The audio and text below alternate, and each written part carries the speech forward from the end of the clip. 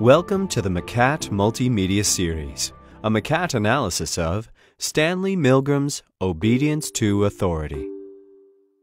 How far are ordinary people willing to go when they are ordered to by people in authority? Stanley Milgram, an American social psychologist, sought to answer this question in his 1974 book, Obedience to Authority, and his findings were profoundly disturbing. Milgram was interested in understanding why Germans had committed war crimes during World War II. He planned his experiments in the early 1960s, at a time when trials of Nazi war criminals were in the news.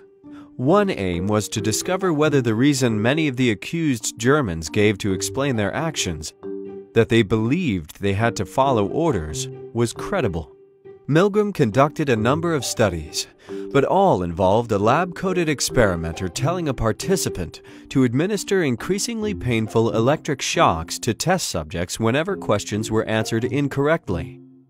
The electric shocks were fake, and the people receiving them were actors, but the people administering the shocks were led to believe the situation was real. Milgram found that 2/3 of his participants were willing to inflict severe and even apparently lethal shocks when told to do so, even though they could hear the test subject screaming in agony in the next room. He suggested that this was because they acknowledged the authority of the experimenter in his scientist's lab coat, and believed that responsibility for administering the shocks rested not with them, but with the person giving the orders.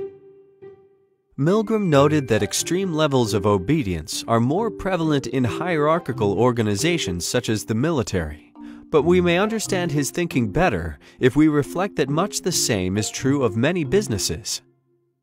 Take, for example, a restaurant kitchen. The head chef instructs his 3 deputies to put huge quantities of salt into a recipe. The sous chefs know that if they follow his orders, the food will be inedible. The chefs feel conflicted. On one hand, they should obey the head chef's authority, but on the other, their professional training tells them to resist the instruction. Disobedience comes at a significant cost. The sous chefs might anger the head chef and could even be fired. Milgram believed that people are more likely to obey orders than put themselves at risk. His experiments also suggest that when people recognize that their superiors have a moral right to be in positions of authority, they put their own morals and ideals to one side.